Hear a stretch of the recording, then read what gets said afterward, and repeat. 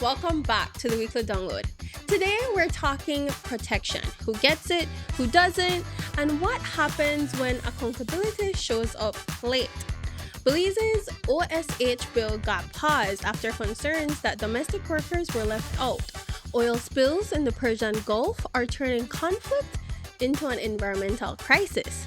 And in Caye Caulker, a crocodile encounter is reminding us that wildlife doesn't need permission to live where it already belongs. Let the download commence.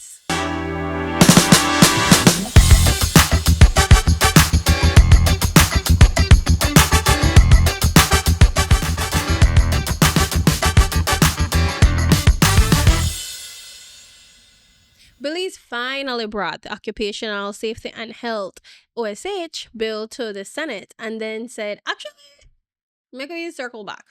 Instead of passing it, senators parked it after Patrick Farber flagged a major issue. Domestic workers are excluded, not overlooked, excluded, which is a bold choice for a safety law. That's like building a lifeboat and announcing, not everyone needs saving. Regionally, nearly 58% of workers in Latin America and the Caribbean are in the informal sector, including domestic workers, so they're already the least protected. Caribbean research backs it up.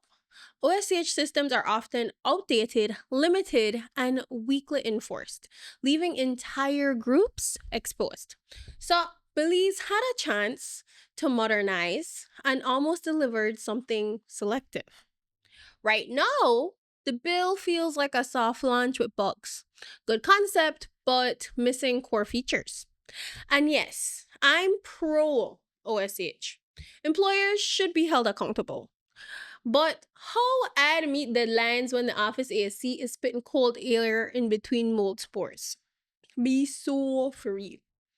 Still, better a delayed, solid law than a rushed, hollow one.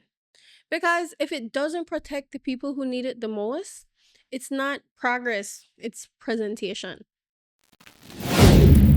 So, while Belize is busy debating who deserves workplace protection, the rest of the world is out here reminding us what happens when regulation, accountability, and conflict collide. In the Persian Gulf, multiple oil spills are now visible from space after strikes on oil facilities and ships. Satellites are literally zooming in like, you see this?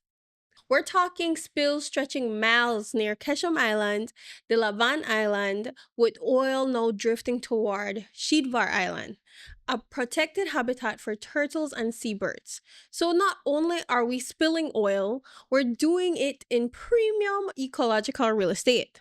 Bold. Very bold. Experts are already calling it a potential environmental catastrophe. I can see the Dawn commercials from now. Oil spills choke ecosystems, poison fish stocks, and disrupt entire food chains, which is a serious problem when coastal communities literally depend on those fish to eat and earn. Clean up? Complicated on a good day.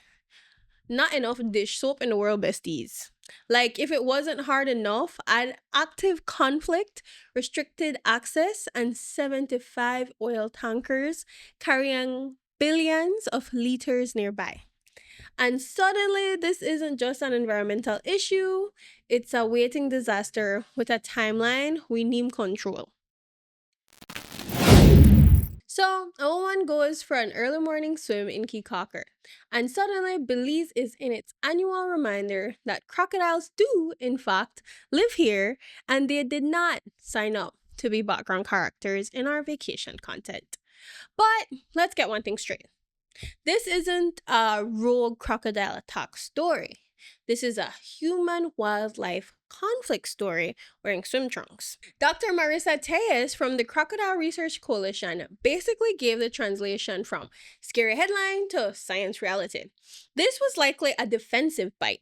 A nesting female, territorial, focused, not hungry for humans, just very committed to not having strangers near her future children. In other words, she wasn't hunting, she was setting boundaries. Human wildlife conflict almost never begins with wildlife suddenly turning dangerous.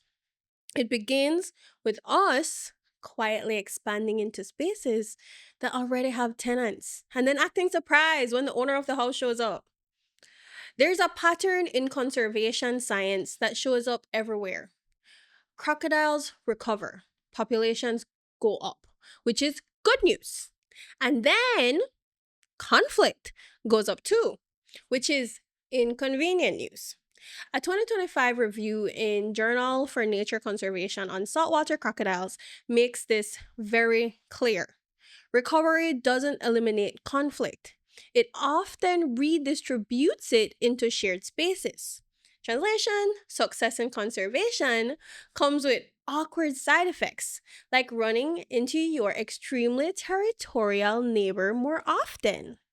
Now, add a few human habits into the mix. Feeding wildlife directly or just tossing the scraps like it's harmless. And treating mangroves and shorelines like empty real estate instead of active habitat. Crocodiles don't read warning signs, they read patterns. And feeding, timing, and proximity all teach them one thing: humans are part of the environment worth paying attention to. That's the part we keep missing.